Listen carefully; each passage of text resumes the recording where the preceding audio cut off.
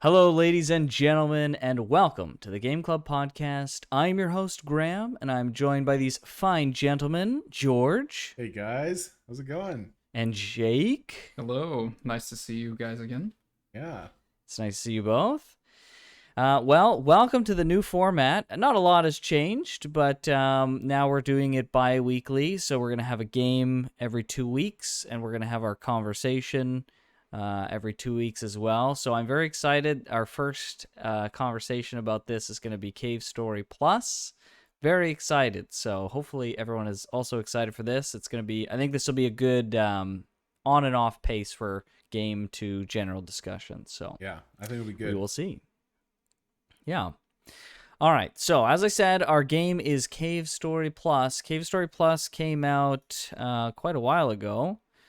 Back in 2011, it looks like. Wow.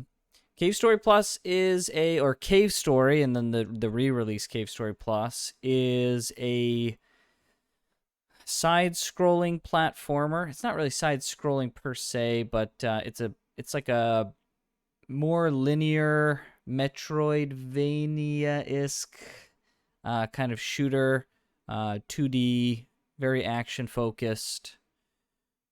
Yeah, with some light puzzle stuff. It's more like logic puzzles with items rather than like room puzzles. But yeah, just some light puzzle A elements. little bit of bullet hell in there as well. Yeah, a little bit of Light bullet hell. light. Yeah, like it's kind of, I wouldn't say it's its own thing, but it's got a lot of different stuff in there, and yeah. Well, it's kind of just So all around a lighthearted game, I felt like. yeah, it really is. I played Cave Story, man, I played Cave Story a long time ago. Around the time when it came out originally. That was, man, it feels like so long ago since I played it. But I had a lot of fun with it. I was really surprised. That was a time when indies were really popping off, and so there was a lot of good indie games coming out, and I was just buying them up and playing them as they came. I had a lot of fun with Cave Story. I was really surprised. The thing that, other than the gameplay, which we'll talk about in a minute, but the thing I want to talk about right off the bat that really hooked me, other than the gameplay, is the music. The music in the game was so good. I still have some of that music on my phone that I listen to occasionally. It's so good. And with the Cave Story Plus, it gives you access to, I think there's 3 types. There's like the retro, there's the remaster, and then there's the remake, I think was the other one. Mine only had 2. Mine Was just it only had 2? classic or new. Or new, okay. Yep. And I think there's remaster, I think, maybe. I could be wrong on that. But I just absolutely love the music in this game. It's so good. The main theme is so catchy. There's a lot of good like area music. What's that one area? I should have the That is the thing though. Each it's area is very distinct from each other. I like that a lot. Like you yes. can tell, you hear the little jingle and the little tune for it, and you're like, oh, I know what this area or for which area this music is. So I like that a Yeah. lot. Yeah, it's Sand Zone. Hmm. The Sand Zone music. Ooh, the main theme was like, when I first started playing, I was like, yeah, this is sick. All right, cool. And then you're playing through the game, I was like, oh, okay, this stuff is really good. But the Sand Zone jam, that stuff slaps. Very pleased with that. Yeah, the music was great. It's catchy. Like while I was playing it, I would put it as background music while I was at work.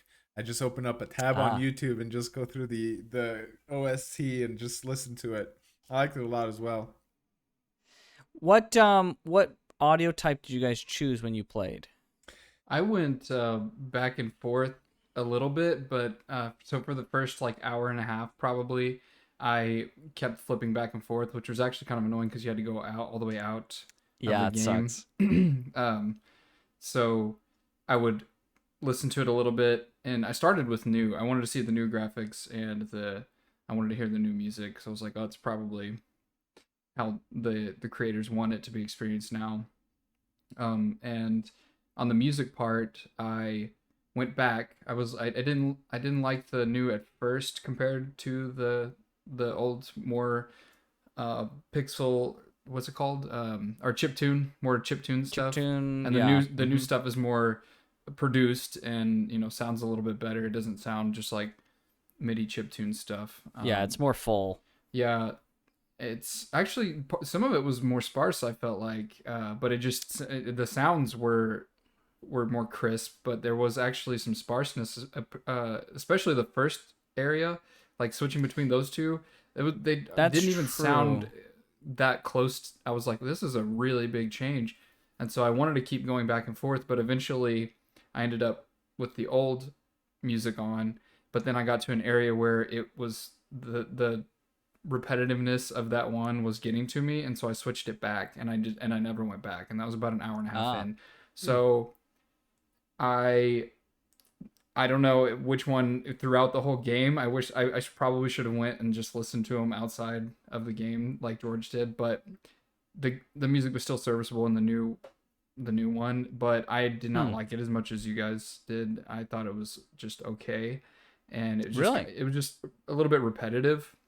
It is a little bit repetitive. Yeah, it just seemed like the loops were just really short, and there's a lot of other things about the sound design that just maybe if those other things kind of got out of the way, I would have been able to enjoy it a little bit more, and if it was a little bit more varied. But the balcony area was the best music for me. Balcony area. Which one's that? It's one of the very last areas right before the. It's like, oh yes, it's when you're on the side. You're on the outside. Yeah. That one I actually stopped and paused the game and just listened to the music for a little bit. Everything else was just. It was serviceable video game music. I didn't find it to be really anything too crazy, but it's definitely not bad. It's good. Just a little. Oh, sorry. For me. The balcony is right before the last boss. Yeah, it's right you're before outside before you fight. Right. What's her face? Misery, I think is her Misery. name. Yeah. Yeah, I did mess with the music a lot. Actually, I just kept it at I think it's just the new music style. I didn't even change it at all. I feel silly now that I didn't even try. I just didn't, and I liked it. I liked it well enough, so didn't feel any. So when you listen to the music on YouTube, did you listen to the new style or the old style? Yeah, it was. I just looked up Cave Story Plus soundtrack, or I don't even remember what I looked up. OST or whatever. Yeah. And then that was so it just was what all the new stuff that you listened to on YouTube. Yeah, as well. I should go back and listen to some of the older stuff and see. I didn't know there was that big of a difference, to be honest. I thought it was just I think there is. Yeah. Some of them are very different. I will agree with that. I remember listening back and forth, and I was like, these are not that similar. Yeah, well, yeah. So, Gives you something to do now. I'll just go back and look it up. Yeah. Yeah, so, I mean, it's surprising to hear, Jake, that you didn't like the music all that much. You just thought it was serviceable. Interesting. Yeah. It just needed a little bit more depth. Right. Yeah. Yeah, I think when I was younger, just the punchiness of the chiptune was like, it got me so in the mood to play. Like, right when I booted up, it was like, and I was like, yeah, this is my jam. Let's go. Yeah, it was great. So it is good. Yeah. It's catchy. I think that more of the problem is not really its music, but especially the chiptune part. I just have grown away from I don't really like chiptune all that much anymore. Like from a nostalgic perspective, it's cool to hear it every now and then, but video game music and just like electronic music and synthesizing sounds and everything has gotten so much better, and there's so many different types of weird things you can do with it that I just feel like we're spoiled with all the great music we have, and chiptune is great in its own thing, but it's just doesn't have the depth and the variety that like people like Disaster Pieces who did Fez and stuff, like kind of taking that old chiptune sound and really bringing it forward and doing some weird stuff with it and all that. So it's just I think it's just being jaded and from the new things. Overexposure. Yeah. Right on. Yeah, I still love chiptuney stuff. So I can't remember. I probably did a back and forth of both, and I think I rested on the chiptune side. Because I do remember switching it back and forth and being like, wow, this is super annoying that you have to like go out of the game and come back in just to like change the sound. But yeah, I think I settled on the chiptune. I just get so into the whole experience that the music just kind of blends in so well. So I didn't really think about it too much, but I'm pretty sure I did the classic. Nice. Yeah. So that was my first impression of the game back when I played it originally. Yeah, Um, I actually am really curious as to why you picked this game, because I know we've had a lot of conversations, and you've always talked about how you dislike Metroidvanias. And my first impression, I was like, oh wow, Graham chose a Metroidvania. Once I played a little bit more, I was like, okay, it's not, there's not as much back and forth, I feel like, as in like a traditional Metroidvania. And from you nodding your head, maybe that's what you liked it. yep. But yeah, like even I I even remember the first health It's pickup. fairly focused.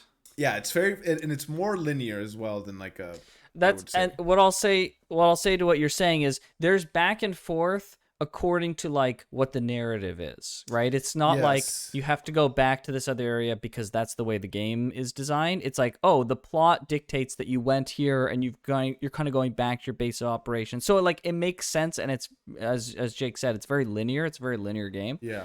Yeah. So that's why I have no problem with And that. you're not so much gated by like, there are a couple times where you're gated by abilities, but it's not quite Right. like a Metroidvania. But I do remember like the first health pickup thing that I picked up, and it played the little tune, and I was like, "Holy crap! This is a Metroid tune. This is like the Metroid missile upgrade tune." And I even like had to like Google it and like listen to both of them. Like, this is like literally it, the same thing. It's so Yeah, similar, yeah. exactly.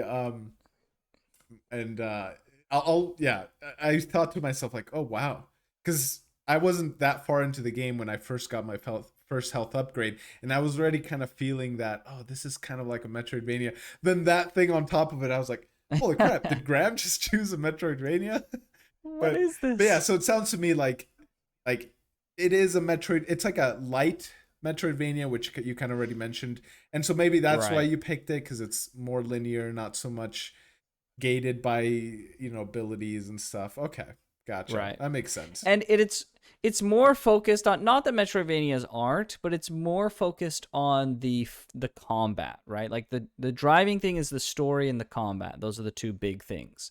So, it's a linear story. There's none this like roundabout going around this level like back and forth all around, and it's linear in that sense. And then it's all about like going to and from places is fun because you're always engaging in some type of fun combat. So, oh, the other thing, we'll get probably more into this, but it was the upgrade system on the weapons was Oh, also a big thing. that is like just But perfect. That I have a yeah, lot of things to say about that, but yeah. yeah, Jake, it looks like you had something you wanted to say. Yeah, I was just gonna say about the Metroidvania genre label is just so prevalent in games, especially now. I don't know how big it was when this game actually came out, but it's it's one of those things I always think about. It's like you hate to just use that term a lot. It happens with music too, where it's like you're trying to explain what some type of music is to somebody, and you're like, well, it's kind of this, but it's this too. And so I like to think of these games as, yeah, it's definitely influenced by Metroidvanias, or specifically from the game Metroid. And I like the term just action adventure. Like 2D action adventures Mm, kind of is more Yeah. the broad, easier term um, to put on that. But yeah, it seems like I would say so. we'll probably never get away from Metroidvania as just being like a really prevalent stamp on stuff. And now we've got Metroidvania, Souls likes, and Right. roguelikes, and all those are like merging into one thing eventually. Conglomerate, yeah. Well, Yeah, because if you think about it, a linear Metroidvania is like an oxymoron. It Yeah. doesn't really make any sense. Like a Metroidvania is literally like non-linear. You're gated to all these things you're exploring. So yeah, it's much closer to a 2D action adventure shooting yeah. kind of game. So Yeah. And how you that's true. structure those things in different ways can lean you more toward, you know, being an actual Metroidvania game. But Right. but there's a lot of games that do these just like this game. They just do their own thing. They take the template as like a soft starting point and do their own thing. And I like that about that was one of the things I really liked about this game because I wasn't sure how hard it was going to lean into things, and it just kind of felt a little more unknown. Like I didn't know if I was just going to keep using the teleporter to go to every section of the map or if there was going to be a little bit more of an open-ended part. So I kind of like that not being totally clear all the time, but always being driven towards something. Like you said, Yeah. not really. You never don't know what you're supposed to do. So that part of it one of the only things that kept me going in the game. Actually, was just like, okay, at least I know what I'm supposed to be doing. Right. And I actually, So what did you? I actually Oh, go like ahead. that though a lot. Like it was, and we've mentioned a couple times already that it's kind of straightforward, but at the same time, I don't know about you guys, but I didn't feel that like sense of exploration. Even though I knew exactly where I was supposed to go and I knew kind of what I was supposed to do, I still felt like, oh, I'm like exploring this area. Part of it was also because like upgrades were hidden throughout. I think that's part of what encouraged my exploration.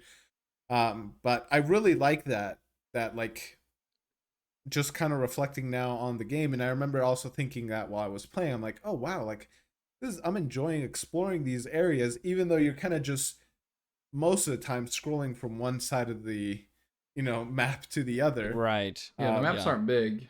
Yeah, they're not very Mhm. big, but They're fairly straight. yeah, but I think that's one of the design things that I got to give props to. Well, at first I thought it was like a whole team that made it. It wasn't until after I finished the game and I looked up some stuff on it that I realized this is kind of like the grandfather of indie games, one of the first games to just be made by a single person. Like I was looking at Yeah, like one I of the was first indie darlings. yeah, Yep, and I For was like sure. seeing some of this stuff, and like not only did he just design the game and code it and everything, but he also built like um the engine for the game from scratch. He also built the I don't even know what you call it, but the program where he developed the music himself and made the right. music himself too. I was like, what the heck? What? Yeah, and also that the game came out for free when it initially came out. I was like, Yeah, it came out. I think it was like a slimmed down version of it.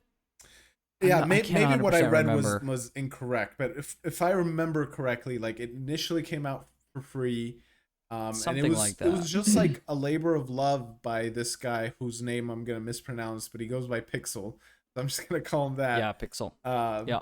yeah, I was like, I finished the game. I was like, oh wow, this is sweet.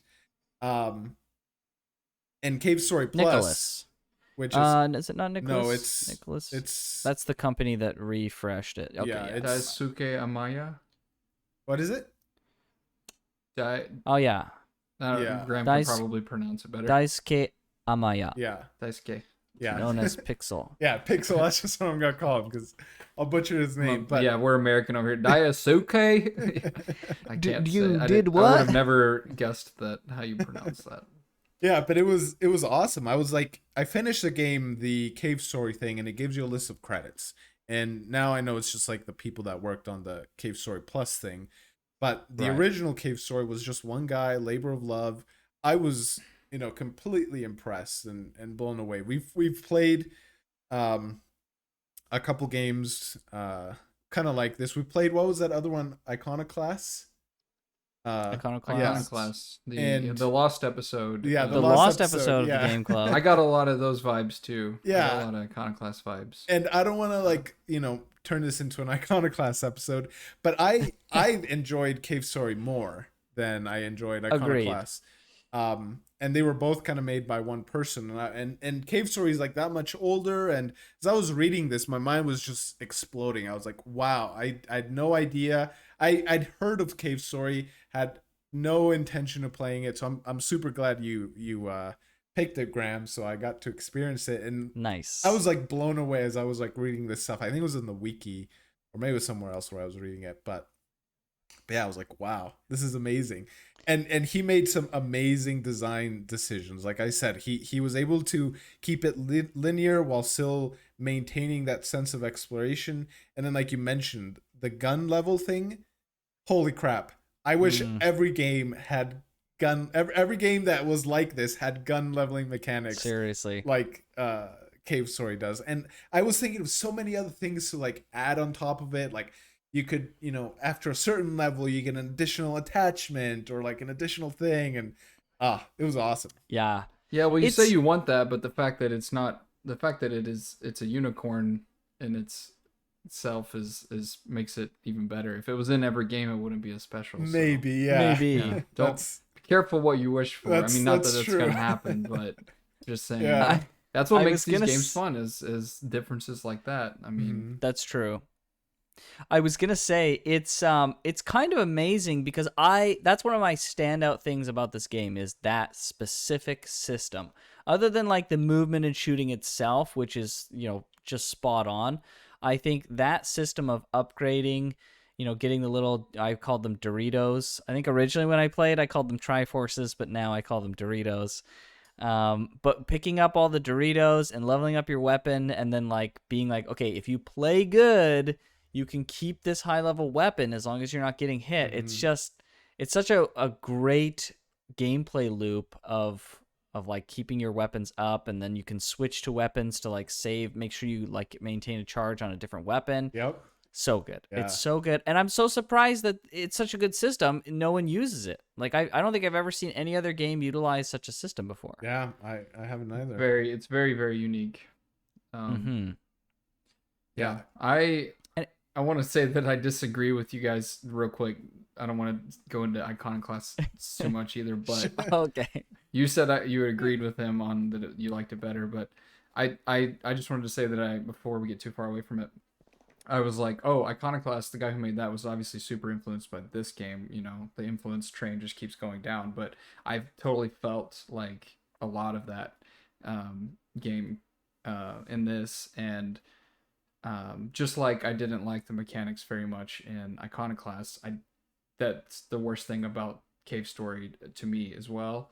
But Iconoclast's story was just so much better.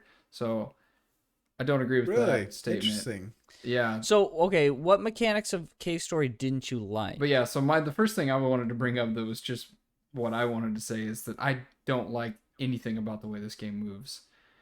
Immediately I was just like, I don't know how I'm gonna play this game because the moving and the jumping, the platforming is so floaty and just not precise. I agree with that. It's very I floaty. could not. I spent probably 10 minutes learning how to jump on a block and not fall off. Just a block. Did you in play the with the D-pad or with the stick? D-pad? Okay, yeah, I played with D-pad as well. Yeah, I tried to play it with a stick because actually, I'm one of those weirdos who goes back and forth. It depends on the game and how it feels Right. and like what kind of things you're doing. But I've definitely played a lot of 2D games with stick, but a lot of times, the D-pad is the best. And so in this situation, I didn't feel like the stick was going to be any better. But yeah, it I don't know. I continued on and it got better as I went. Like I just learned, but it never felt. I was just like, doesn't feel great. What did feel great was the weapons and the weapon system, and some of the things you could do with that. And so those parts did overshadow that later on, especially when you get a little bit more movement abilities and you don't have to focus so much on trying to make these. Oh, there were so many areas where I was so glad I had my level 3 machine gun because I was like, I'm not jumping on all these tiny blocks. Bye bye, and I just shot by them. Yeah, and I even early on, before I knew you could do that, I was trying to do that with all the other weapons. I was like, as soon as I got the missile, I was like, can I use this thing to jump higher? Or so I was actually doing that, and then when I got the machine gun level 3, I was like, oh, okay, this game just got so much better for me. Yeah, interesting. I like the I do feel the jumping is much floatier than I would like. It's so bad. And it's like it's very laggy. And I tested this on 2 monitors. I tested it I played on my TV, which has a game mode, and I was pretty sure that it was not input lag. I plugged the controller in, played with the controller plugged in, played with it wireless, same thing. Tried to play it with keyboard, same thing. Same thing, eh? Put it on my Huh. monitor, same thing. It was just felt like such an input lag, like trying to run to an edge and jump. It would just not jump. I would just walk off. And I eventually got used to it, and I'm like, oh, okay, well, like it definitely it just feels different. Like it looks like an old game, because that's another thing is I played in the old version, because also I noticed that the newer version, and maybe this was just in my head, but you can switch back in the graphics between the new and the old, just like you can in the music. And I felt Right. like there must have been some sort of filter going on that was making the input lag feeling even worse in the new one. So I went to the Pixel, and Oh. it got a little bit better. And after I Interesting. did that, Interesting. I kind of started getting better at the game. So Huh. It might have I been like a performance thing, yeah, because I didn't have issues of like it not responding. It just feels like when you press the jump button, he just the speed at which the character goes up and goes down, it's like almost the same. And it's, my favorite way to feel when you're jumping is like when you press a button, it's immediately responsive, and there's that kind of like quick burst, and then you kind of taper off as you reach the arc, and then you jump back down or you fall back down. Whereas this game is just like kind of the same speed on the way up, and then slightly the same speed on the way down. And yeah, yeah, I it agree. wasn't my A preference. lot of modern 2D games that I played, it's like, yeah, it's snappy up, and then you get a lot of time to like decide where you're going in the air. And this one was more like you have to really be decisive about where you're going before you ever leave, because you can't really affect the trajectory as much. Yeah.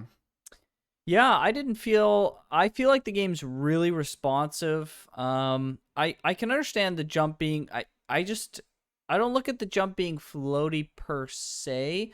Like when I think of floaty, I think of like not feeling responsive, and I felt like the jumping did feel responsive. It's just you have a lot of hang time because you like jump really high in the air, and you just like you have a lot of time in the air just from a general jump. So I don't know. I felt like it was fine for me. The game becomes even more responsive when you get the jetpack. Once you The have the jetpack jetpack was helpful, yeah. and you can like dodge in directions like instantaneously, that's when it becomes even more. How did you feel after you got the jetpack, Jake? Do you feel like that Same. I improved? mean, I barely even used the jetpack. I just would use the machine gun Oh, okay. to just go But everywhere. Because once you didn't use the jetpack to like move forward and back and dodge anything, stuff like no, that. No. I didn't feel any need to dodge much besides maybe in a boss fight where I just kind of brute forced Right. it. To be honest, in the regular part of the game, I didn't feel like there was much dodging going on. Just kind of like slogging through, and like standing Okay. in a place and slogging through enemies, and then moving forward and slogging through. There's a few Oh, areas okay. where you got some stuff flying around, but again, I would that's where the systems of the weapons really got cool, because if there was a place with a lot of swarming stuff, I would just get out the bubble gun and just hold down the button and then walk through. I did like that Right. about it. And then there would be areas where it's like, oh, there's like a giant dude way over there, so you get out the rocket and you just shoot 2 rockets at him. It was more of just like Right. deciding what gun you need, and not like less of like actually being in battle. That's why some of the boss battles for me got really hard, because then all of a sudden you were like demanded to try and dodge stuff and be really fast and stuff. And I just was like, why is there not a run button in this game? Because so many of the boss battles, especially, I just felt like I wasn't moving fast enough to do anything. But that's where the jetpack comes in. Yeah, but before that, before you get the jetpack, I felt that. Well, I But then, think and then even before that, when you do get it, you, it's just, I don't know, it didn't help as I, much. I don't know. I feel like before that, there's not a lot of bosses that require you to use a lot of quick movement because they know that you don't have the jetpack yet. And then after that, you have the jetpack to like dodge a bunch of stuff, and it gets a little more hectic. But Yeah, see, I never got the jetpack that allowed you to dodge sideways. I just got the one that let you like jump up. Because I think, Graham, that you know about the third ending, which again, I didn't even find out about that till after I was reading Yep. about the game. I was gonna say I me- didn't know that the jetpack could go left and right, but I Yeah. wasn't. yeah, Gonna, let me see. I wasn't gonna speak up, just lonely me, because I'm like, am I just stupid? Because No, mine didn't like, do that. Yeah, I mean, Uh, so to move on to the story a little bit, I guess. I guess there's three endings. I only hit, I guess, what I would call the bad ending, which is at a certain point. What's the guy that's trying to talk to Sue? What's his name? The character name. Um, The Guy with the green one of the hair, I think, doctors, or is it? Yeah, one of the doctors. Yeah, with the lab coat, the good guy, the good doctor. What's his name? right? Kazuma. I think that's what it is, right? Kazuma. Kazuma Sakamoto. yeah, That's it's the Kazuma. main. Kazuma. Yeah, Okay. Kazuma. Yeah. Yes. Um, there's a certain point where he's like, "Do you want to escape with me?" And I was like, I thought I was like progressing the story along. I was like, "Yeah, of course I want to escape with you." And then like the game ends, and I was like, "What? Yeah, What is it ends this?" with the end question mark. Yeah, that's Yeah. the only Yeah. ending I received as well. So Yeah. Wait, that's the only ending you received? hmm Oh, I played the game after that, but I did not receive another ending. Oh, really? Okay. Yeah, Well, I went through and I got the second complete ending, it. which is just I guess the regular ending. I don't know what to call it. Yeah, there's the bad ending, which is ending the game early. Yeah. Then there's the normal ending or the good ending, Yes. which is just playing through the game, the rest of the game. Yeah, and I wish, and again, maybe it's possible I was just dumb and didn't realize there was a third ending, but I don't think the game ever hints you. Like the bad ending, it says the end question mark, and I was immediately Right. like, oh, okay, this is not the like real ending. And then I went back Right. and I beat it the regular way, where the island kind of just drops down from the sky. And I was like, oh, all right, I beat the game. And then I think it was yesterday, a day before we recorded, I was like looking up some stuff to like refresh myself for us recording this. And I was like, what? There's an additional ending? And like Oh yeah, baby. there's like all this stuff you have to do. And so I plan on going back and experiencing it for myself, but I saw that there's like a few things that you have to do, and you have to get like the jetpack 2.0 or whatever, and I got Yeah. like the jetpack 0.8. Yeah. Yeah. And I don't know how Yeah, you do all there's- that stuff, but There's several stuff that you have to do that you wouldn't really ever think to do yourself. You basically have to like know it from a wiki, and then like follow. There's a couple like key steps. There's also there's like several like big decisions like that. There's like escaping the island early. So like when you know that time where you get the jetpack because the one of the scientists has like fallen down and he's like dying, Mhm. and you like go down and he's like, I'm dying, here's the jetpack, right? Yes. So instead of falling down, you can do like a near pixel perfect jump over that gap to that door. And you can go in that way and proceed the story without the jetpack. And then that guy actually survives later. And you see him back in the lab, which really doesn't make a lot of sense. I guess he just uses the backpack to go up, or the jetpack. Huh. And then you get the 2.0, and that's the thing that gives you the fast movement. I actually Yeah, so did you that have, like, jump and then decided to go back. I did the jump, went through the door, I and then did the was like, same I thing. should go back. And I Yep. went back and went Oh down there. no! Yeah, because I didn't know Same which thing. way to go. I was like, well, I don't want to fall down there and die too. But then something like was like, no, go back and check it out. So I'm so glad I wasn't the only one because I did the yeah, exact that same exact thing. same thing happened to me. Yeah, I was like, I jumped over, and I actually it doesn't have to be pixel perfect because I had the Right, it's not- what you call it, the Oh, gun. The that's machine right. gun. You guys had the machine gun. I did not have the machine gun because there's okay. other. We'll get to this in a second, but there's other choices you can make in the game that like gives you a fundamentally different guns. Gotcha, So you have a okay. different gameplay experience. Yeah. Yeah, so I had the machine gun, and I like just traveled over, and then I think at that point you get to go into this like cave. There's like the doorway is like a lion or a tiger with like Yeah, teeth or with- whatever. And I was like, all Yeah. right, before I go to this like next room and through this door, let me just go back and talk to that guy. And so I went and I talked to him. I got the jetpack. I was like, oh, sweet. I'm so glad I did this. And then I went Oh, back no. up. And yeah, so I was kind of, I guess that's like my only like real main gripe with the game is I wish there was some way in game to like know, I don't know. It was a narrative Yeah, fork. yeah. To know, it was just him like, do you want this? And it's like, no, you keep it. Or like, because then you could like, if you told him to keep it, then you could like narratively understand, oh, he uses it to escape. But if you take it, you know, he thinks, oh, I'm dying, so he gives it to you, and it's like, yeah, well, now he's really gonna die because he's stuck here, Yeah, right? yeah, So that would have been better. I agree. Yeah. yeah. And so I wish there was some way that I could have like known that there was something else that I could discover in the game, because I was like spoiled. Like I already know who the last boss is in the like good ending, Right. which kind of sucks. But I mean, I still want to Or go back and in the true ending, you mean? yes, Balos, I think Okay. is his name. Yeah, Balos. Balos. Yeah. Yeah. Sorry, Jake. I just spoiled it for you too. No, that's we fine. spoiled together. I knew after getting to a certain point in the game that there was going to be probably different endings and a lot of weird things you could do with the game. I didn't look up any of it.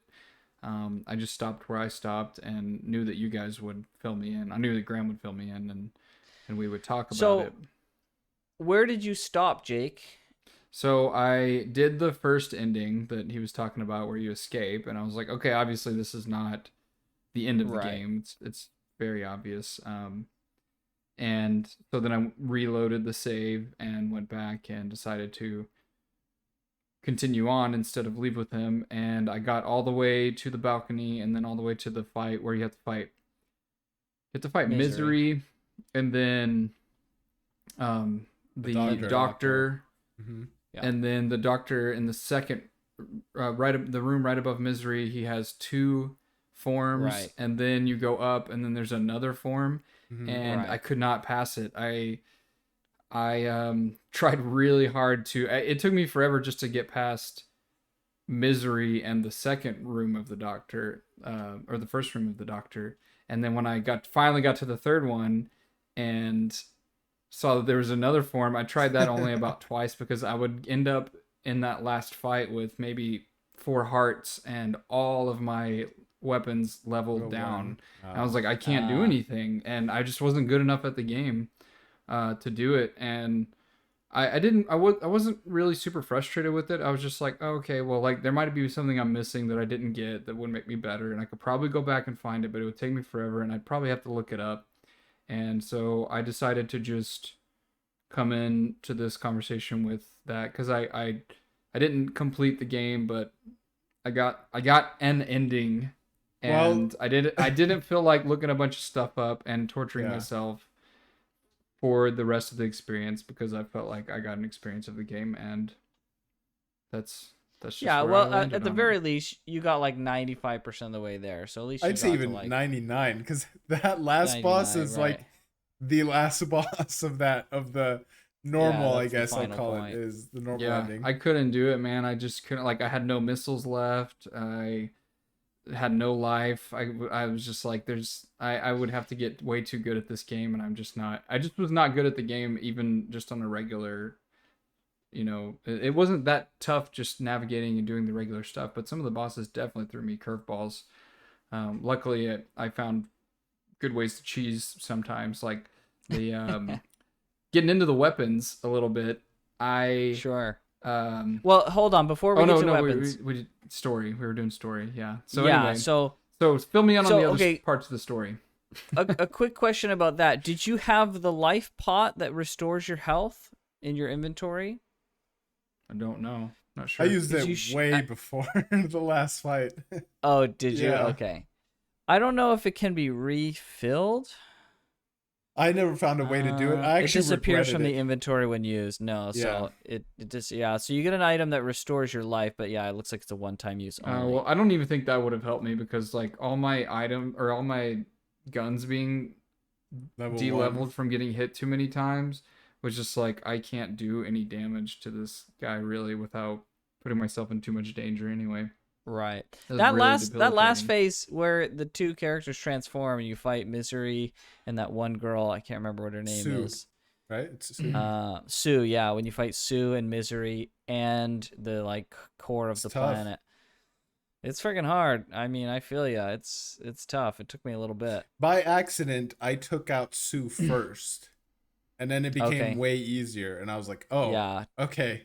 Now it's somewhat doable because the Misery's form, she gets transformed into some weird-looking thing, and looks like a rabbit, but not actually a rabbit. Or I guess they're not called rabbits. What are they called? Mimigas. something like that. Yeah. Yeah. I kept saying it mi Mimiga, yeah. amiga.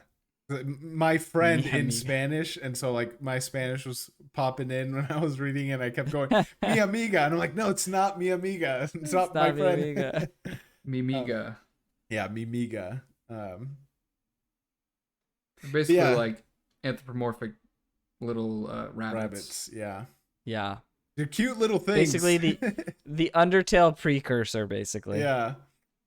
And but Yeah, yeah, she gets transformed into some like weird, almost kappa. Like I don't know if you guys know what kappas are, but like a chimera to some No kinda idea. looking thing. kappa She looks character. actually like what's the anime?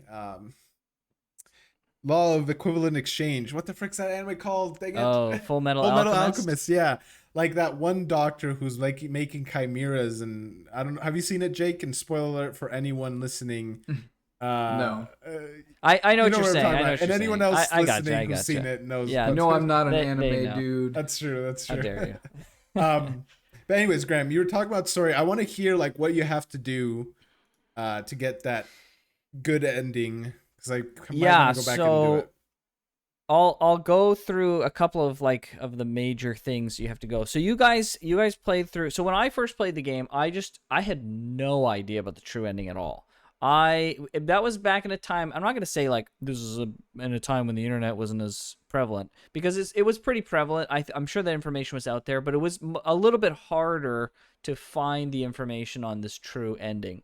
So I remember going through it and not even really being fully aware. I remember like kind of thinking, was there more than that? But I never made it through.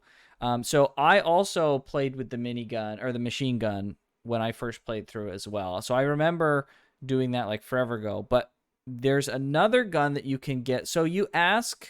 So refresh me, because I need to be refreshing this as well. So you start with the Polar Star. Mm-hmm. And then you can get stuff like the missile launcher, you get fireball, you get the bubble line, you get. Did you guys get the blade? Yeah. From King? Yeah. The sword? Yeah. The sword? Okay, Yep. yeah. Yeah. So you do get the sword guaranteed. The sword is terrible up to the max level. I Yeah. don't know if you guys used Yeah, it very level much, 3 but is it's decent. really I found it not useful in any level. I didn't use it at all. really it's very strong. It's really strong, but it's the last level specifically that makes it really strong. The second last level's not too bad either. Come to I think noticed of it. that it did do quite a bit of damage. I got it to level 2 finally. I was like, oh, it's like it will like one shot some stuff, but even at level Yeah. 3, and I did notice that in level 3 it'll like jump to different enemies Right. if you hit Mhm. one, but it just never seemed like the other options just seem so much more powerful and quicker to me. I don't know. Right. Yeah. As a quick tangent, now that we're talking, you said that about the level up system for the blade. One of the things I loved about the level up system is like getting a new weapon is exciting because you want to see what the different levels do. Mhm. And Yeah. that reminds me a lot of, if you guys have ever played Kirby and the Crystal Shards on N64, the N64 Kirby game, like getting different That game was so powers fun. for Kirby. Yeah, like Yeah. taking like, oh well, what happens when I get rock and electricity and smush them yes, together? Like, okay, what am I know gonna what you're get? talking about. The Or little like, what about combinations you fire can do. and bomb? Like, what's gonna happen? Like, you were always excited to see what the next combination would bring, and that's exactly how I felt with this weapon system. Was like, I can't wait to see what's gonna happen with this weapon when I get to max level. This is gonna be sick. Mhm. So that's just a quick tangent. To add of- your of tangent what I real thought quick, about. I Sure, that's my favorite Kirby game, and I hope that they come out with something like that, because I don't know why they haven't done it again. please. Like, It's genius. yeah, Yeah. it's the I don't- best. well, It's The the weird best thing is one, I don't but- remember anything about the game other than that. Same. I don't remember Oh, if the rest of the game was actually good. I just remember it being so fun trying to going through and combinations. trying to get the different combinations. Yep. Yeah, Maybe The the fact game was pretty vapid other than that, but it's kind of so, and the difficulty's not really even there. But the fact that they haven't continued that with the Kirby series in any form is insane. Yeah. It's insane. It's the best iteration of the Kirby power system is these cool combinations. Mhm. It's so inventive and imaginative. Anyways, we'll leave that for another day, I guess. So eventually you get the option to switch to the machine gun. However, if you don't trade your Polestar or your Polar Star for the machine gun, later you can talk to you know how like at the beginning of the game you like start and you go down and you pick up the polar star from like a treasure chest, like right at the start of the game, because Yes. you don't start with a gun, right? Mhm. Eventually you can go back there, because if you get I think you need the jetpack 2.0 to get there, but maybe you don't. I can't 100% remember. But you can go back to that location, and there's a guy there, and he's like, hey, someone took my gun. And then Like, oh you were crap. like, oh, I have your gun. And he's like, what? Like, you took this gun? Like, at first he's like angry, but then he's like, oh, the fact that you've made it so far with this like incomplete gun is amazing. So like he then gains like instant respect for what you've done, and then he goes, well, let me complete it though, like it's not even complete. So then he upgrades it, and it becomes this like Mega Man style blaster that you can like hold and charge up. And That you was have the like, one thing I was missing in this game that I hoped would have came, was like a charge it's shot. awesome. It's awesome. So when I did my playthrough, I was like, okay, I'm gonna do all the alternate stuff. I'm gonna do all the things I've never done before, and that was one of the things I wanted to do. And it was a great experience. It was super fun. Being able to dodge with the Jetpack 2.0 was a blast. Using the spur, so the weapon's called the spur. Using the spur was super fun. So It I'm really was disappointed great. now, because now what you're describing sounds like it gets closer to Mega Man X once you get that and the dash Yes. thing, and that Yes. yeah, that's another thing, is there's a lot of Mega Man influence in this game as well. Yes, for And sure. yeah, if it would have leaned a little bit more into that, if I could have got those things, and maybe I would have had a little bit more. Hey, you can of always a go good back time. and It sounds like Yeah. Jake Well, Well, wants this a good game is ending. definitely built to go, but they wanted you to be like, oh, that's definitely not Right. everything, and there are some choices like, hey, let's play it again and just go through and see. That's where the exploration comes in. It's in these Right. tiny hidden corners and little choices that it never explains if it's going to be a Right. thing, and you just kind of have to stumble into it if you're not you know not looking it up. So Yeah. No, it's true. And the great thing about replaying this game is you go through it like twice as fast, because you know what to do. It's so quick. I was so surprised that I had gone through it the second time. Even it had been like a decade since I played it. I already kind of remembered vaguely the stuff I had to do. So I got through way faster than I expected when I played through. But so that's that's like the major mechanical difference, is you getting the jetpack and getting the spur. The other thing is there's a boss fight that you do with I don't remember exactly what the boss fight is, but you fight with Curly. And it's underwater. Oh man. Oh, the little bunny girl. Okay, yes. And she gives you her bubble. Yeah. Yeah, she gives you her bubble. She's not a bunny girl. She's a robot. Oh, she's a robot? Yeah, Oh, she's a robot okay. just like you. Oh, I didn't know. Yep. Okay. So the main character's name is Quote. I didn't know that. Do they ever? Oh wait, I think I knew that actually. Yeah, because I read about it. But they don't mention it, do they? I don't think they really mention it too much. If they do, it's pretty vague. Yeah. So you get the bubble from her. So you at that point in the boss fight, if you've done some prerequisite stuff, you get a hook that you can find in the water, and you hook her onto you, and then you take her through the water. You know, like you go through the water system, and then like halfway through the water system, there's a bed, and you can like save and stuff. There's a water pump area there that you put her on the bed, and you can pump the water out of her, and then you can pick her up again, and you take her with you. Yeah, it's really cool. It's a cool little narrative kind of pivot there, but then you lose track of her. I think it's like during the boss fight or something, you lose track of her, and she shows up somewhere else in the plantation. She's like in an underground section of the plantation with like one of the escapees. Okay. And she has amnesia. So then you have to go all the way back to the beginning Mamiga village and pick up a mushroom from, if you guys remember, there's a garden, the graveyard. Yeah, there's a graveyard and garden area. And above that, there was a mushroom if you ever went up there. And you can't do anything with them until like you're at this like narrative fork, and then you say like, oh, I need the mushroom, and then you get, the funny thing is, maybe I shouldn't spoil this, but you get the mushroom, And then if you leave and go all the way back to see her and you try and use the mushroom, it's fake. You get like a fake mushroom. But if you course. stay in that room and try and use the item that you just got, the mushroom guy will be like, "Oh frick!" Like they realize that this is not the real item, and then you have a boss fight with the mushroom, which is pretty easy. But then you get the real mushroom, and then you can go up and give it to her, brings her back her memories, and then you can like now do an additional part of the story. There's where you like so escape many with weird her. layers of things you have to do. I It's know. like don't just Yeah. pick up the item and go there. You have to pick up the item and then use it in front of this guy to trigger Right. something. Yeah, that's a lot of. I was watching a guide and I fricked that part up a little bit. I was like, what is going on? I didn't trigger the boss fight. I'm so confused. And you had to like click it's yeah, so then you do a whole nother section of the game called the Bloodstained Sanctuary. Okay. And the Bloodstained Sanctuary is crazy. It's a huge, really crazy. ultra hard gauntlet. Yeah. It's Oh, a this is at really the hard. end, at the very, very This end. is at the end. So Okay, I know instead of which one you're doing like talking yeah. So you do this Bloodstained Sanctuary. It's this massive gauntlet.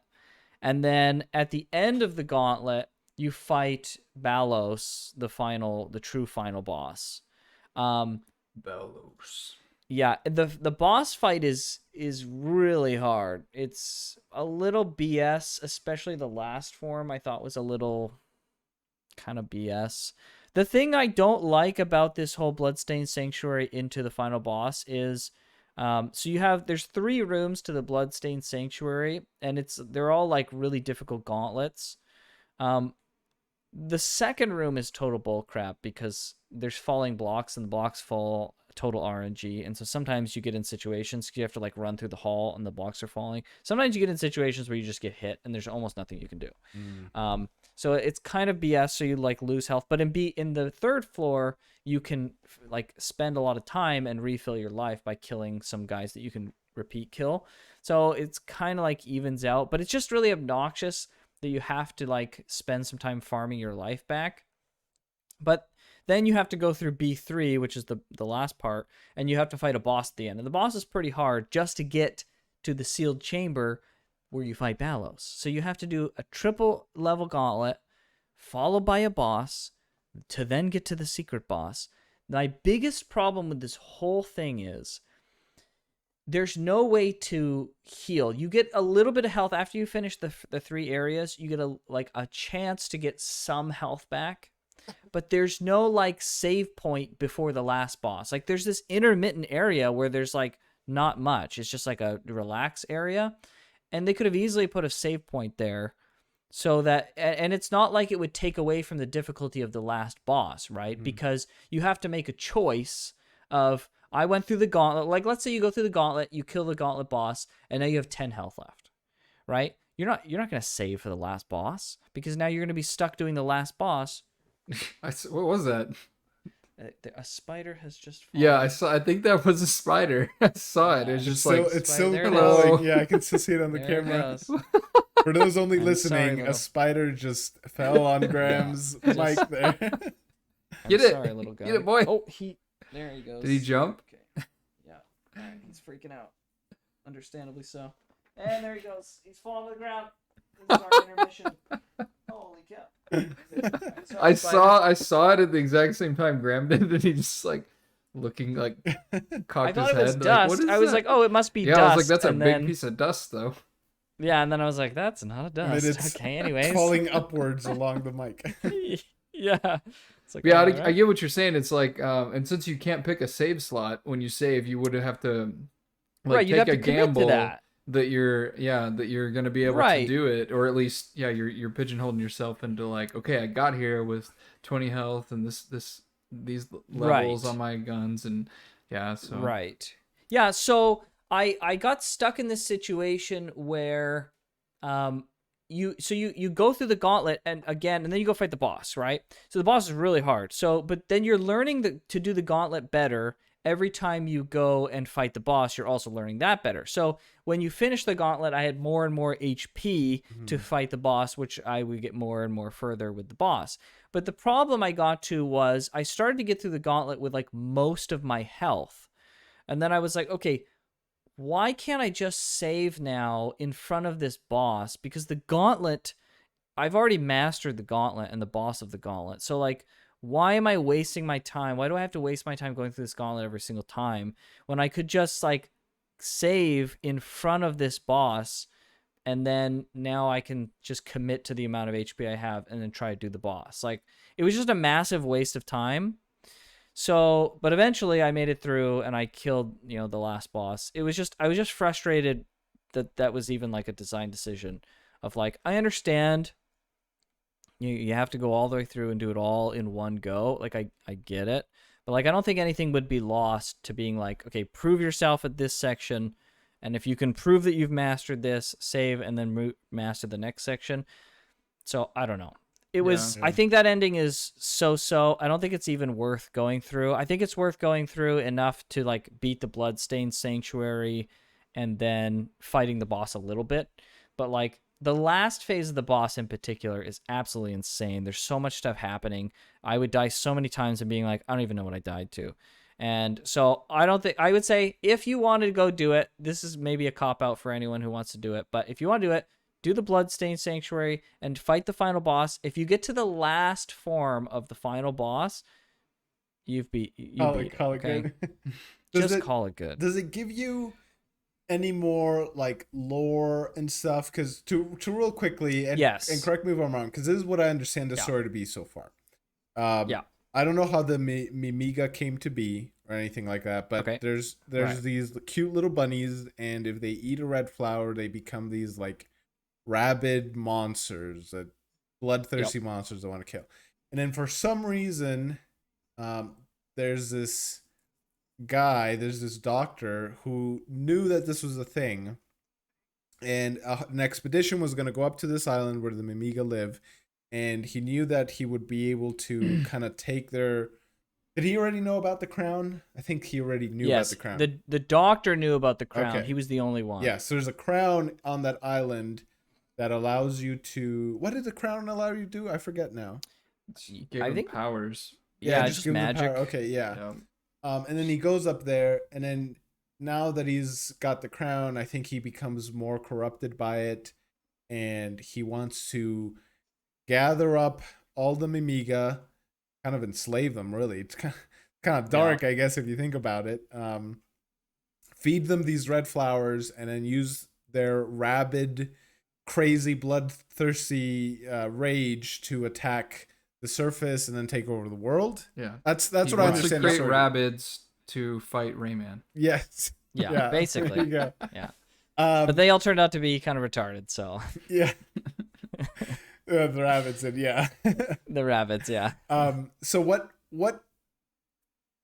does it add? Like, does it tell you where the Mimiga came from? I don't think it really tells where the Mimiga comes from, but it does talk about like the crown, and like it talks about Balos and like Balos's backstory. I won't, because you haven't played through it. I won't spoil it all through. The way. I think this, I think it doesn't. I don't know how well it really includes the like whole overarching narrative, but it does give some backstory on like the island and Balos and like why he's there and what's happened to him. And I thought it was pretty cool, honestly, because this is the first time I've been through it, and they feed you as you get further into the Bloodstained Sanctuary. You get lore, like just lore, like shows up as if you're hearing a voice or something. Okay, I thought it was really cool. I thought it added a lot to that character, and I thought it was interesting. So I recommend checking that out for that alone. Okay, but it doesn't, because that was like the one thing I always kept thinking to myself, like, okay, there's humans obviously in this world. Like, how is it just one of those worlds where there's like different, races, like literally races, like kind of like orcs and elves and dwarves and humans kind of thing? We forgot to mention also that this is a magic floating island. Yeah, it's a magic floating island. Right. And then so the the floating island, I believe, is explained to the Bloodstained It is Sanctuary. okay. I'll probably have to do that then and go and read up on it. Yeah, Did they ever tell you it's what? fun at the very least. Yeah, well, yeah. At least that's good. Do they ever tell you like what? Because you're a robot and you're apparently at war. I think in the Right. surface. Do they ever say what that was about at all? Yeah, there was like a war with robots and the Mamiga. Man, I have to And brush maybe up on my cave story lore. maybe they even say it in Uh, the normal story, and I'm just forgetting now. Like it's entirely yeah, possible. I don't remember I though. think it's pretty vague. I'm not 100% like on top of my cave story backstory stuff, so I'm not 100% sure if it's covered in that specific section, but there was definitely like a war that happened where the robots were involved and the Mamiga, the Berserker Mamiga were involved as well. Okay. Um and there's not much like left from that. Okay. Well, at the very least, I get to learn a little bit more about the island if I go back and well, I plan to go Yeah. back and do the good ending. So nice. Yeah. Yeah. So that's kind of like the story stuff there from the alternate side. Right on. Yeah, so I think unless there's anything that you guys want to add, I wanted to switch gears to the level design. With the story, yeah, I just wanted to recap that I already said it pretty much, but I didn't find the story that compelling, and it was like it was just not enough. Like I don't know, it's very sparse to me, and the world the world being so partitioned off, and I felt like I got a little more excited when you get to the outside of the island and you kind of get to see like, oh, there is like this whole world. And I'm just like, I need more visual like accounts of the what's going on. And it it definitely had, obviously has a rich backstory and all these weird things with these characters and stuff. But I feel like the game is more focused on like the hiding of the weird things and replaying it and like figuring out and playing with the world and the decisions more than it is like just having a really good story that's presented to you. Right. So it was just not there was nothing in the story really driving me. There were some cool moments for sure. I mean, not Yeah. like there was memorable moments. The one where the girl gives you her bubble when Curly Brace. Right. I guess you were saying that you could save her. That's really cool.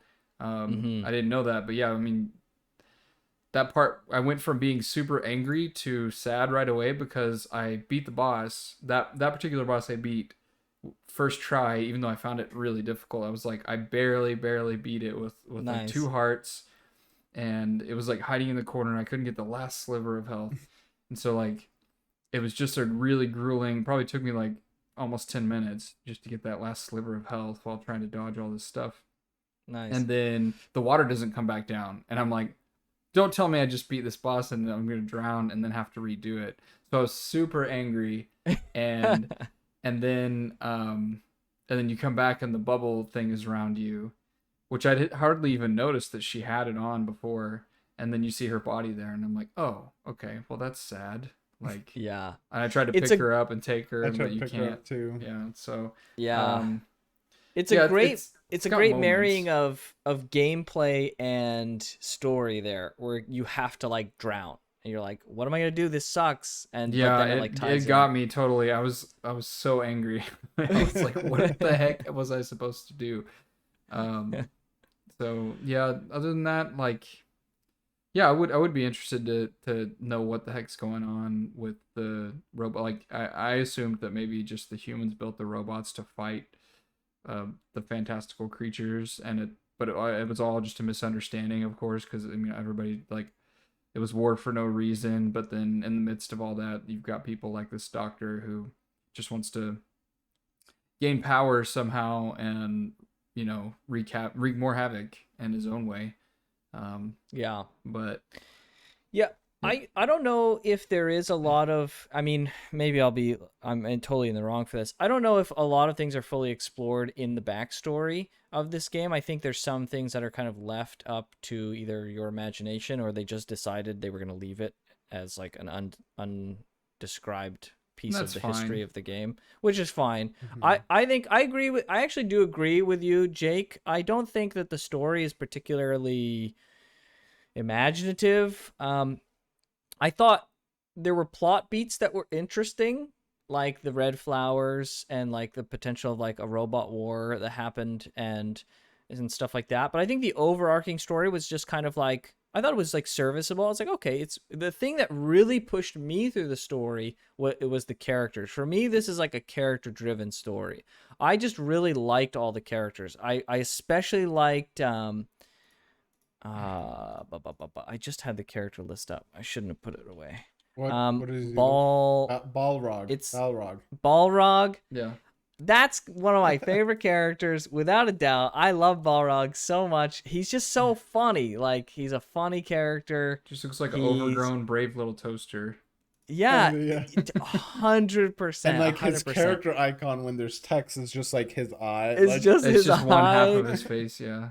Yeah, that was by far my favorite character in the game. I remember enjoying him a lot when I originally played, and I loved him just as much. He's just like, he's just misunderstood. Like, the part where he's helping you move the rock, Mhm.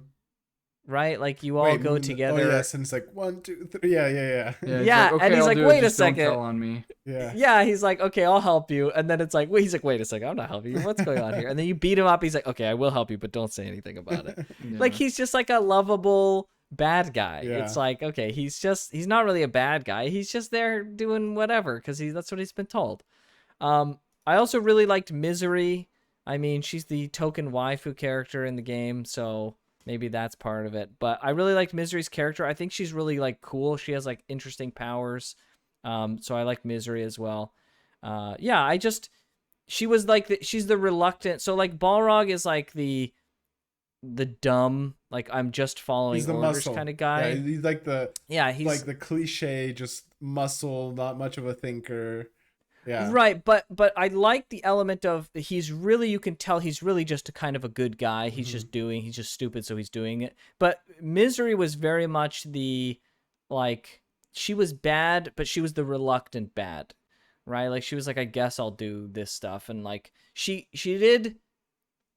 was evil in the sense that she didn't, I don't know, maybe I read into this too much, but she, from the whole breadth of the experience with her, I really felt like she enjoyed just doing whatever she wanted, but like when things would go too far, she was like, okay, this is where I draw the line of like what's really evil. So I always interpreted her as kind of like reluctantly evil, but she did do what she wanted at the end of the day. She was like, all right, well, I'll do what I want, so I'm going to be evil and blah, blah, blah.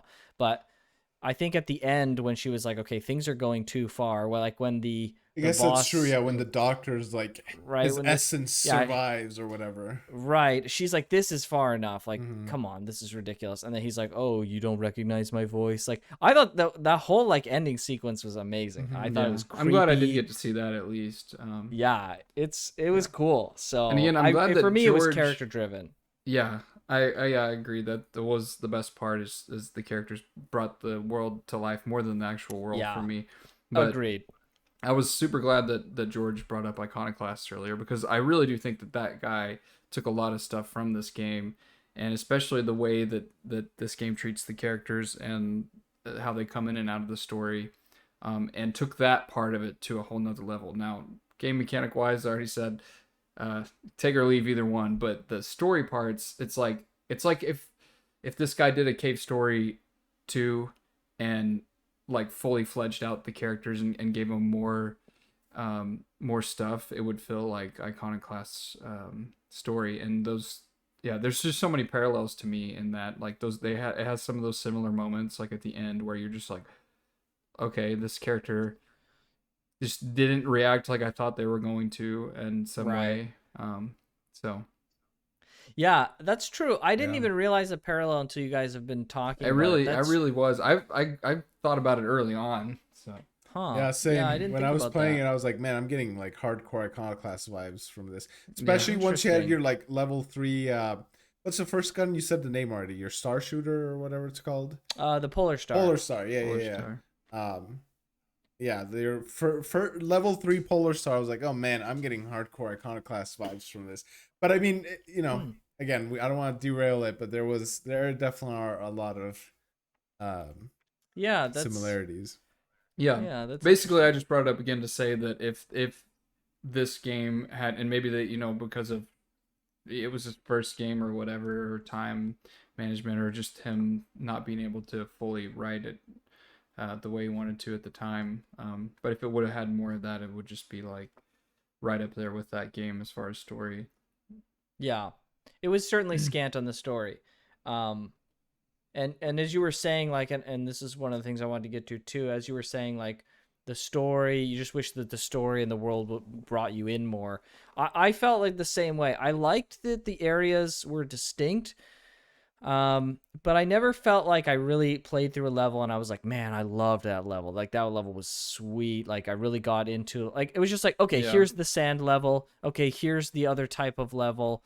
And I never felt like, for me, other than like the level where you're on the side of the island, I never felt like I was really getting sucked into the world. Maybe the egg corridor is an exception as well, because I went into the egg corridor and I was like, what is going on here? Yeah, Like, it's a this pretty is it's a pretty really good opening, at interesting. least. Yeah, Yeah, it's it's very a intriguing. strong opening, but like from then on it just felt like disconnected levels. It Yeah. didn't feel like, this is an island I'm exploring. I was just like, oh, okay, like I'm teleporting to each place and it's kind of so. So, yeah, for me, as I said before, it's very character driven. I think the level design was serviceable. There was a couple notable areas, but other than that, I think for me the biggest thing with characters, the gameplay, and the bosses. Like, I don't care. I didn't care for the enemies that you fight intermittently between the bosses, but the boss fights themselves I really enjoyed.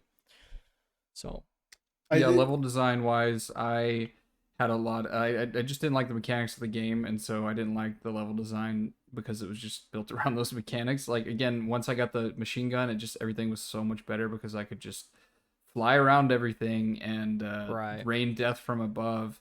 But like you were talking about the bloodstained gauntlet at the end, and this may sound stupid to you guys because you're probably better at the game, but I was just not good at this game, and I had those feelings in parts of the game where I'm just like, there is too much space between some of these save points right now, and I'm having to do a lot over that is just monotonous, and then it's just like you run into one thing that can kill you all of a sudden, and then you have to do all this over again. It just Mm. felt like it wasn't like super punishing. It just didn't feel like I felt like my time was being respected like 90% of the time, and then that 10% of the time when I ran into one of these spaces, I'm like, what is the point of this?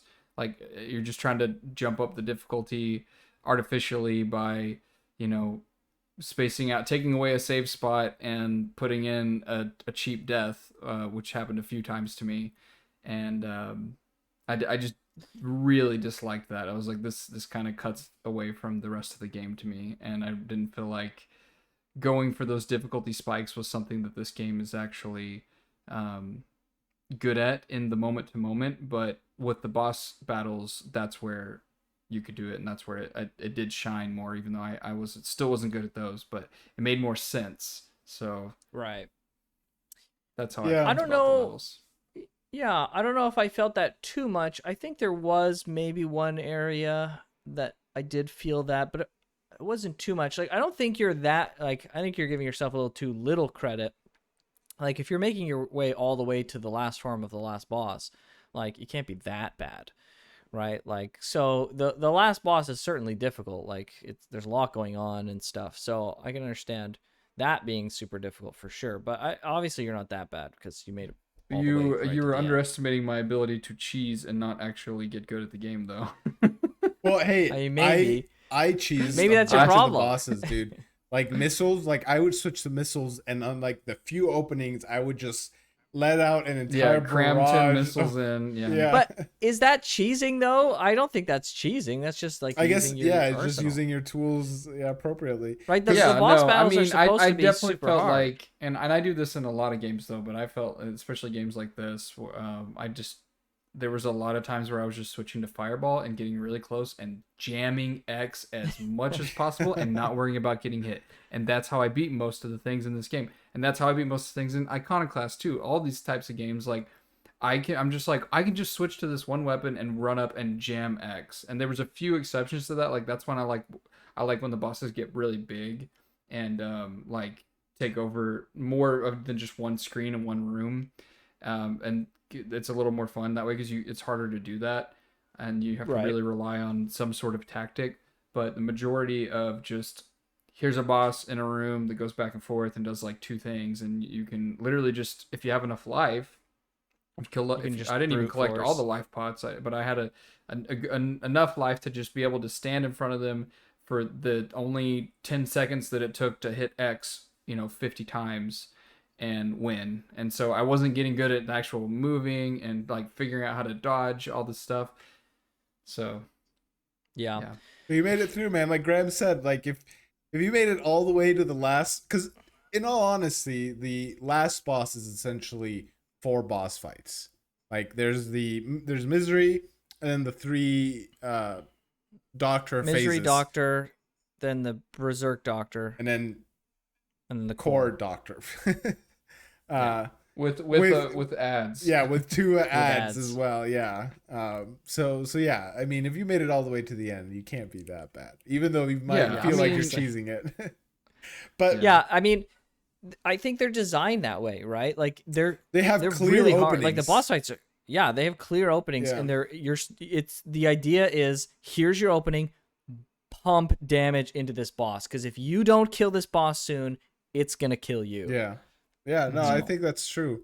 I think that's the right way because there's clear openings to it, and so that's really your only window to attack. And so you want to position yourself so you're in a place where you can get as many hits on them as possible. I know we're running on time here real quick, but I do want to like echo a lot of what you guys said. I already mentioned this, but as far as level design, like one thing I really appreciated was that I still felt that need, or I don't know if it's a need, but like enjoyment exploring, even though, the areas were just a bunch of separate areas. Like one of my favorite parts was I was fighting, I don't even know what the actual enemy's called, but they look like fleas, like brown fleas, brown bug things. Like the cockroach guys. Yeah, cockroach, yeah. And you're outside and you're killing them all, and then you go into this room and there's a bunch of them, and I immediately exited. I was like, oh crap, I don't want to go in there. And so I killed the ones outside, got some more health back, and I was like, all right, I'm more ready to go in. And I go in and they're friendly. Like you can't kill them, you can't attack them. And they're just, I don't even know what they were in, like a bar maybe.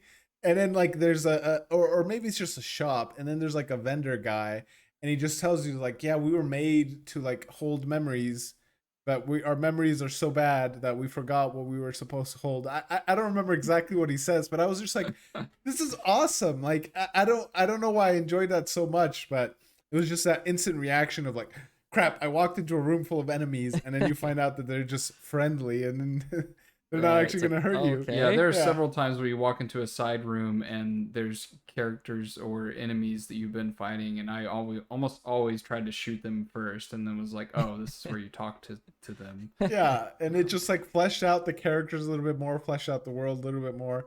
There was some enemies that like when you shot them, they weren't actually dead. They would like shoot a fireball back at you, and they'd look all fried, and then they would stay on the screen, but like the enemy sprite wouldn't disappear. It was in one of the first areas. I thought that was super cool.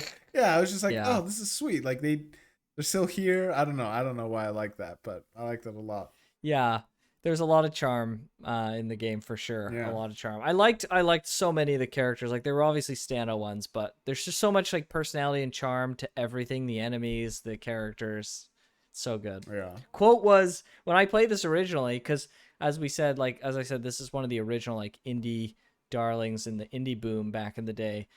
Quote was like one of the characters I really wanted to come to Smash Brawl. Was it at the time? I was like, man, I hope they put Quote and Gino in. So yeah, like it's lots of personality. Yeah, yeah. It'd be that. Hey, you never know. Well, I guess we won't get into Smash too much, but we're gonna say you never know what may come in whatever the heck's after Ultimate. But yeah, That's true. Yeah. So is there anything else that you guys wanted to touch on? No, I mean, I enjoyed it. Like, it's definitely a good game. I understand why people like it a lot. I feel almost as if I had played it when I was younger, I would have enjoyed it more. Not to say I didn't enjoy it now, but I just feel like this would have been a game that younger me, teenage me, or even younger would have really gotten into and would have really enjoyed, and it would have been one of those games where now playing it as an adult would be just a complete nostalgia trip, and I would have loved it. But I can 100% validate yeah, that is likely yeah. the case, because I remember playing it originally and being like, this is one of the best games I've ever played in my life. Yeah. And I would give and it a lot like of people back. echo that sentiment. So Yeah, and I would give it an easy like 9 out of 10 back in the day. I think it's I would, if I had to reassess my score, I would give it an 8 out of 10. I think it's a really really great solid game. I don't think it's as I think it's aged like pretty well, like mostly well, but like in the context of like being older and having a higher benchmark of quality, I'd say it's still a great game. I'd give it like an 8 if I had to give it a number kind of thing. Yeah. So I would say, yeah, that's probably true. You probably would have enjoyed it more in its time. yeah, I agree with you. It's obvious that this game specifically, and just a lot of things about its style and the way it does stuff has influenced a lot of indie game makers over the years, and so it's definitely permeated the culture and design and presentation. I would say. I mean, we were talking about iconoclasts. I think that's just the tip of the iceberg of things that this has probably influenced. That not even maybe double A indie game. I'm just like, your A's to your double A indie games that come out, by the hundreds on Steam every month, where there's probably tons of gems out there that we don't know about, but even the ones that we do, of that, this game has trickled down to that, and affected a lot of other game makers, and I see why. Like, I definitely would have thought this game was way more amazing when it came out and in that climate. And the standout part is definitely the weapon system. To me, it's the most creative thing. And yeah, I've never played anything that handled resource scarcity basically that way, by letting you Yeah. power yourself up, and then instead of like, having to go into a room and find bullets or whatever, or get permanent upgrades, you just have to continue to play well. Mm-hmm. And then when you mess up, you get in these little spots where you're like, oh, now I have to use this gun, and then like switch back to the other gun to collect these, what you call Doritos, to level back up. So it was a very awesome system that made really intense moments, that made the moment to moment gameplay a lot better for me than it just was on the surface otherwise. And Right. so it was definitely the standout moment. But other Yeah. than that, I did eventually get okay at the platforming and stuff, but I thought it was pretty poor. And there were just other things that are rough around the edges. But again, it was an old indie game that was made by one guy. And so, Right. not to take away from, well, we always say this, just like not to take away from the sheer talent that goes into these games. But if Serious. I'm judging it Yeah. like I want to judge it, there was a lot of design flaws to me. And like, I wish those Doritos didn't make that freaking noise, or that you could turn it off every time they're clanking around. It was like the most annoying thing about the game, even more than Really? the Wow. controls. Was like, I hated I hearing liked that noise. I liked the Dorito noises. It constantly. was nice. And just other little things like that, it compounds. But in all, like, I got through the game pretty like I was frustrated, just being a man child and like this game doesn't control like I want to, but I made it through and Right. it's a well-made game when it all comes down to it. So Well, I don't know if you'll ever go back and play and get the 2.0 jetpack and get the spur. I'm gonna say no. You probably won't, but yeah, probably not. I would be curious to see what your reaction is with those, but I mean, maybe we'll never know. If you guys are interested, he made another game, a follow-up game to this, but it's much smaller in scope, but it uses some of the same weapon systems. It plays a bit differently than this, so it's not really like a sequel. It's just kind of like a side game he made that incorporates some of the information from it or the mechanics. It's called Caro Blaster. Okay. It's very different in a lot of ways, but that was his follow-up game, and he apparently, I haven't played it myself. I've heard really good things though. Maybe So that'll if you be like another those podcast mechanics, game. You never know. it's pretty small. It's a pretty small game, but yeah, maybe you could. So we'll have to see. I think one of the things that stands out to me, just to wrap this up, I think this game was part of the indie boom back in the day. The two games that spring into my mind, and maybe you guys will think of others, but the two games that really pop out to me are Cave Story and Braid. Like, those games were the two of the like massive iconic indie games of that time, that really helped push indies into the boom that we've basically had ever since. Like, indies have become in the spotlight ever since then. Yeah, basically anything that was featured in do you remember when Xbox Live used to do Xbox Live arcade summer games thing? And I don't.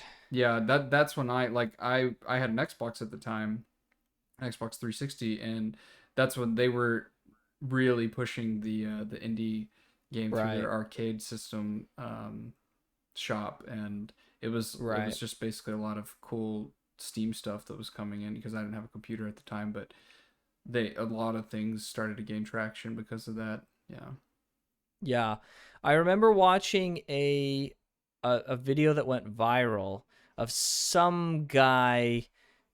It could have been Snoop Dogg or it could have been literally some random dude, but some guy who was clearly like pretty high playing Braid. I don't know if you guys are familiar with Braid, but it's like a 2D puzzle game where you can rewind Oh yeah, time. I'm a Jonathan Blow fan. I like the Yeah, Witness Jonathan better, Blow's but... yeah.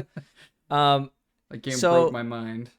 Yeah, so there was a video that went viral of this person playing Braid, and I guess the guy didn't fully understand that it's really a puzzle game and not like a Mario-esque platformer, but he would die and then rewind the game, and the guy who was playing was freaking out. He's like, it doesn't matter if you die, man. Yeah. Like, you can just rewind. I know exactly what you're talking about. It's Soldier Boy.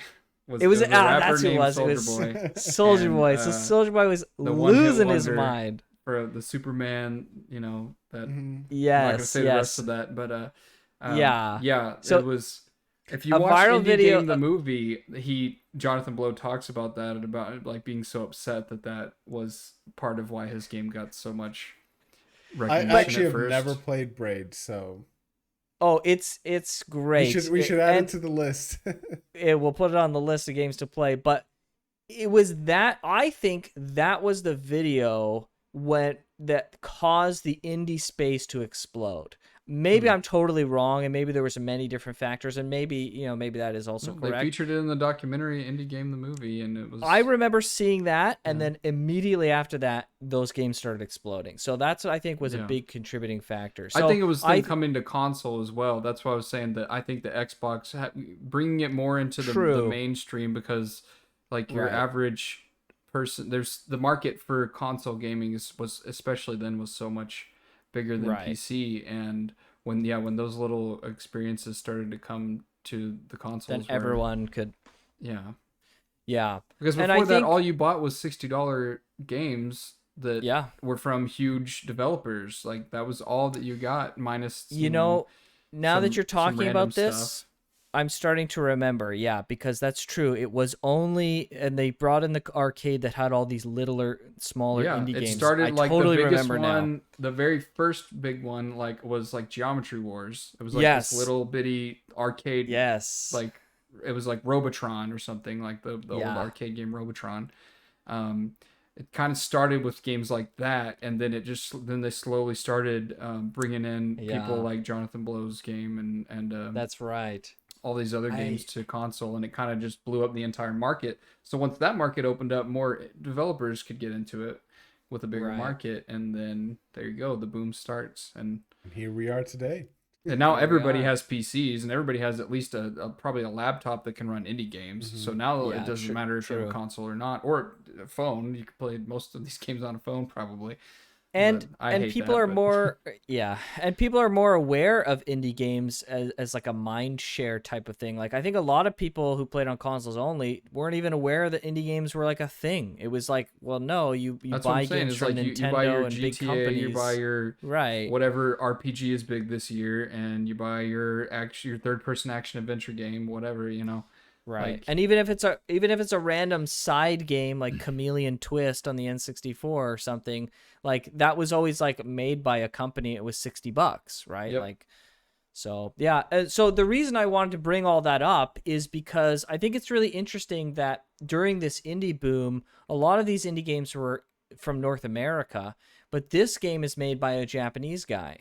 So it's very Hmm. interesting to me that we had a Japanese game that, I mean, I guess got translated at the right time, but was thankfully brought over to help usher in that boom that we had in North America. So I think it's just really cool. Like the guy has Yeah. done something incredible. So I think, I just have the highest respect and just, I guess, happiness feeling. I've been speaking too much Japanese. But like a feeling of like relief, I guess, past Yeah. relief that this guy has made this thing and it was able to blow up. So yeah, it's cool. Yeah. Yeah, another little quick side note. I was getting a little bit of Fez feeling, like the guy Phil Fish who made Fez was probably definitely played this game and was influenced by it. Because I'm pretty sure this came out before Fez, right? Like Oh yeah. I'm that's pretty sure it did. yeah. So, um, and you're talking about that, about him being Japanese and everything. That was a big thing that happened with Phil Fish, because during this indie boom, when all these people were getting this limelight, that was the thing he got in trouble for, was saying that, look, Japanese developers kind of ruled gaming for a while, in the obviously like Super Nintendo era, probably all the way up through like PlayStation and PlayStation 2 and all that. And they were making the games that were like praised and stuff, and there's a lot of RPGs and whatnot. And then when this whole indie boom came along, and Phil, I don't know his exact quote, but basically what he said was like, Western developers are making incredible creative games now, and Japanese developers are just dropping the ball. They like make trash games now. They're just doing the same thing they've been doing, and it would like kind of turned the internet against him at Yes, it that wasn't a point. good look. Phil Fish And did again, not that's do I'm himself very any favors. generalizing the quote. Like I'm Yeah, not exactly sure what it was, but I think that's not exactly, but that's in the realm of what he said. And so right. yeah, it's funny that maybe this was something that stood out before that, that he was even influenced by when he was making his game, even though it's not Which exactly the would same. But which would be ironic because he's calling out these games for not being inventive, and then if he takes some elements from those as inspiration, clearly. Yeah. Yeah, I mean, Phil Fish doesn't do himself any favors, but that's a conversation Fez for a is different day. amazing though. I haven't played it specifically It's because I'm not a big fan of Phil Fish. Yeah, it's It's going on the fun. list though. We're gonna play it at It's some point. Yeah, it's fun. I liked it. Okay. It's great. Grams. It's a great game. I'll begrudgingly play it if it comes to that. But I will either bet way, you $50 that you will love it when you play it I though. I have no doubt in my mind I will enjoy Fez. But at the time, I made a decision when this whole thing was happening with Phil Fish. I made a decision that I wasn't going Yeah. to play it because I didn't agree with what he was saying. So, but I Yeah. mean, people move on, change, and evolve. So maybe I'll try Fez one day. We'll see. At least he just decided to, instead of like moving forward with his whatever nonsense, he just decided to bow out. True. I don't Yeah. know if that's good or not, but anyway, like this whole It is different what it is. conversation. Yeah. But that about wraps up our conversation on Cave Story Plus. Yeah, I just overall I think it was good. I'm glad that you guys had a pretty decent time with it. Obviously, some more Yeah. than others, but yeah, it's a pretty good indie gem. I think it's if you want your gamer card, you need to have played Cave Story Plus. Okay, it's one of the classics. So I think everyone should. Though unironically, I really do think everyone should play it. I think it is an indie classic. I think if you want to have like a good background of like what indies have done back in the day, Yeah. it's there's no better place to start really. Also, it's just it's a video gamer's game. It really is. Yeah. It doesn't I don't know. It's not. It really isn't the most difficult game, but just in the way that it presents everything and hides a lot of things. It's not so casual in its presentation. Right. It's a video gamer's Yeah. game, and I think that's a lot of the reason why it also rings through as Yeah. being such a beloved game. Yeah. All right. Well, next week, since this is our new format, next week we're going to have our discussion. It'll just be a general discussion, and then the week following we will have our next game discussion, and we'll follow that pattern for the rest of eternity until we arbitrarily decide to change it again. So for now, that's all. But the game that we're going to be playing next time, Rayman Legends. Rayman Legends. Well, in my screen, he's right next to me, but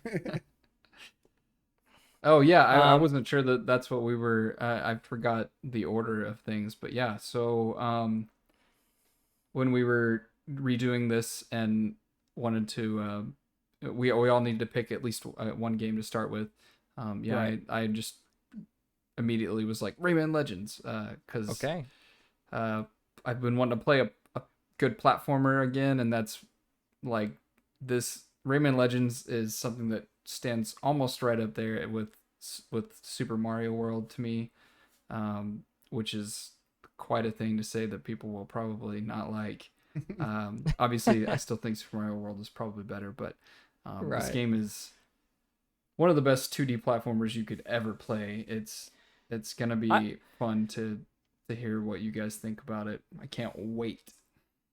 I don't think people will really quibble with you too much on that. I think there's a lot of love for Rayman Legends, so we'll have to see. I hope so. We'll see- I but mean, we'll I know see it's if scored we well, love but it. I haven't heard much chatter about. It's just one of those things. It's like, I don't know. There's not a lot of things to talk about it besides it's just like super we'll fun find to play. something. I don't know. We'll find something. When we get Well, no, started, we will, but I don't know. Like I've never seen, I've never been scrolling through People- YouTube and seen like a Rayman Legends.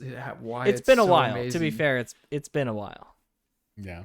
The game's not exactly new, so. But either way, that's neither here It's nor our there. next So game, we so will see tune in. everyone. That's right. Well, that'll be our game in 2 weeks' time. But for now, that is all. We will sign off. Thank you, everyone, for joining us, whether on YouTube or listening. And we will see you all next time. Take care. See you later.